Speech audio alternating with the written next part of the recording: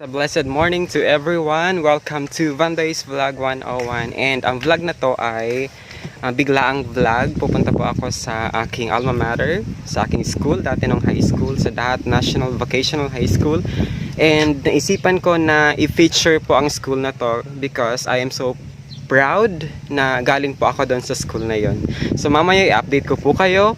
God bless everyone. Bye-bye!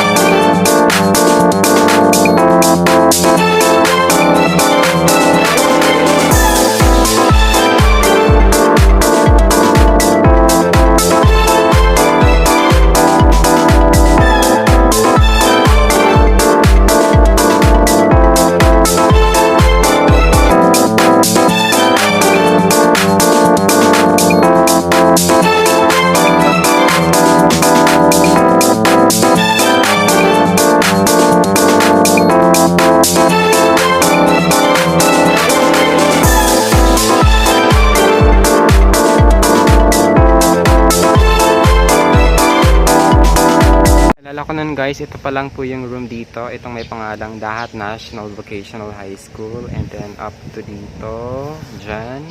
Straight lang po siya. Plus this stage and then greenhouse nandito na.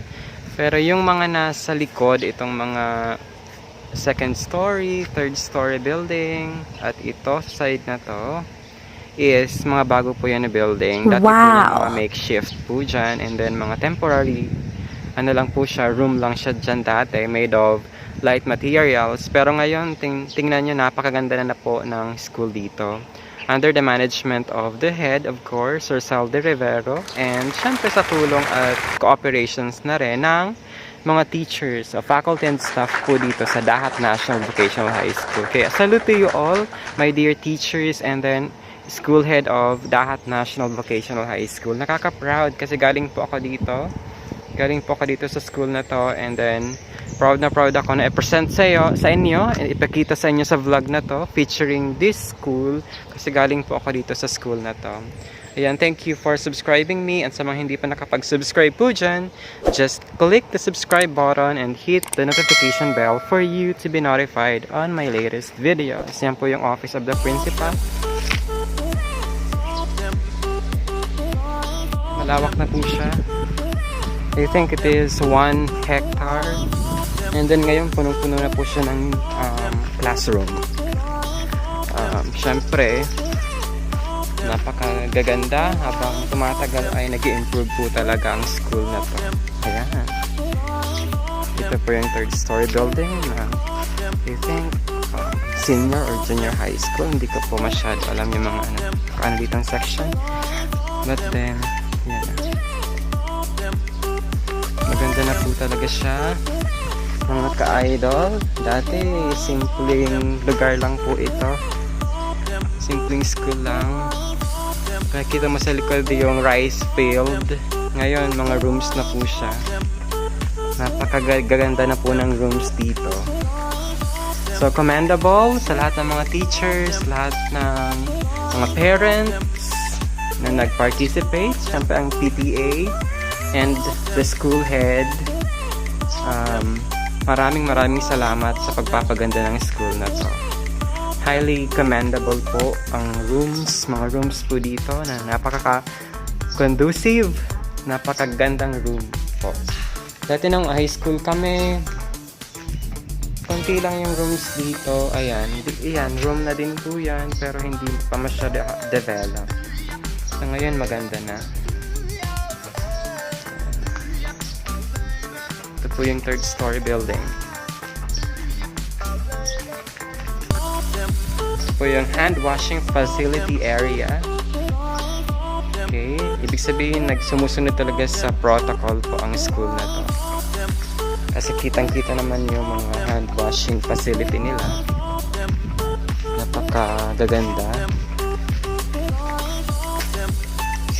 Functional po siya. Ayan. Mga water. Maganda yung water system.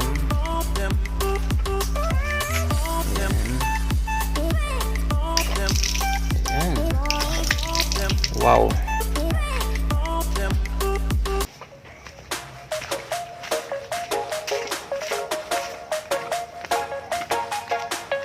Ayan po.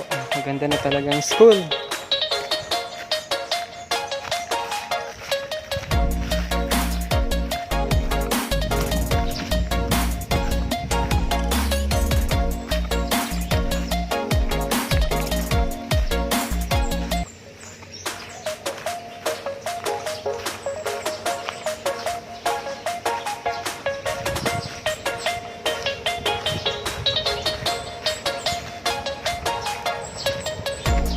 Meron po silang materials recovery facility, and also they are advocating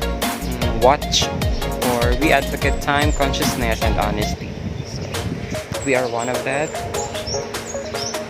Yan yung dati namin mga rooms lang dito.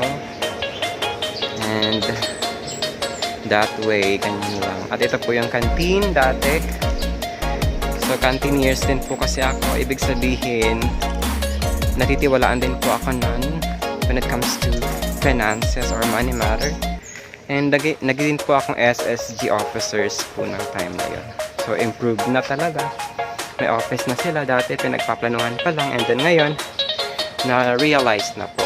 Super ganda na po. Super improved. Excellent. Guys, bakit po ako ng third story building? Kasi may titignan po ako dyan sa loob niyan. I mean, sa taas po niyan. Titignan po natin yung mga murals and paintings po. Nagawa daw po ng mga students. So, napaka gandang tignan o malaman na talagang under the initiation of the student ay nagkaroon po sila ng mga paintings. Welcome to Senior High School! Wow, super ganda. Napaka-conducive. Ayan, second floor na tayo, guys. Kitang-kita mo na yung bukid doon sa part na yon. Yan, sa likod po nito ng school namin ay bukid na, pero malayo pa naman. And then dito sa side na to, sa likod, is rice field.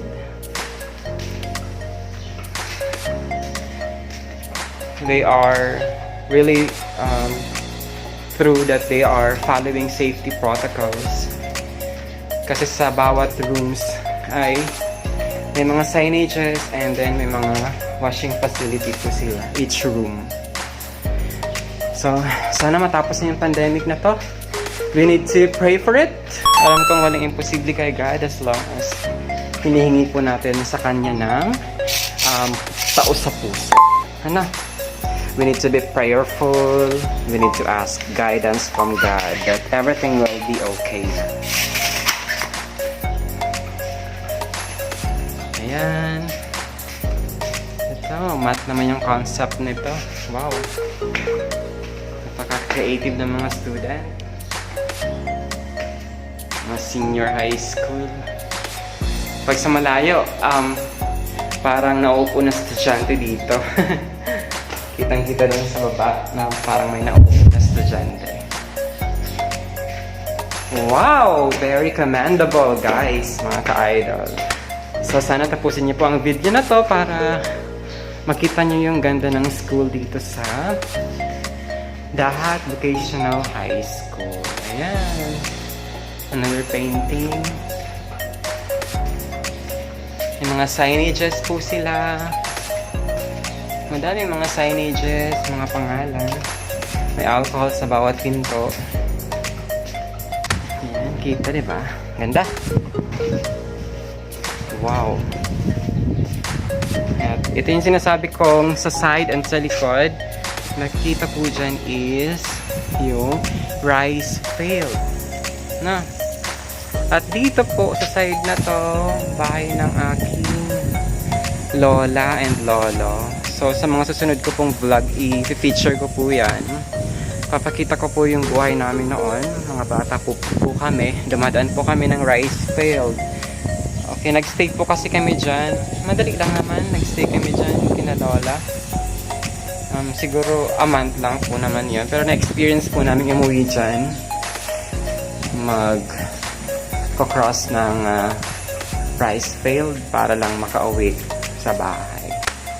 So, salamat sa pag-tune in niyo po. And then, please do share. Please do like and have a comment. And of course, sa mga hindi pa po dyan nakapag-subscribe, please subscribe. So, punta tayo sa second floor kasi may mga paintings pa daw po dito, sabi ng aking pinsan na Sir Pip. So, salute to you, Sir Pip, for letting me to feature Dahat National Vocational High School. And then, ganun din po, saludo din po ako sa mga teachers po dito na hindi po ako binawalan because I am proud. I am very much proud na present po sa inyo po ito.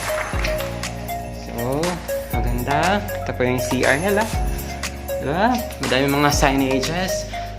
Winston Wall. Wow. Kaya sa mga school na hindi pa naka-ano dyan sa wings, naka 3 stars po, I highly recommend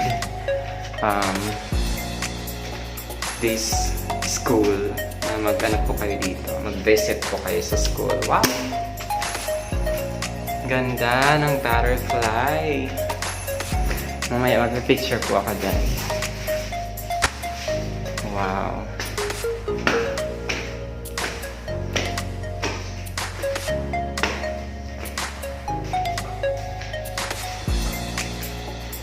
So, nasa second floor na tayo.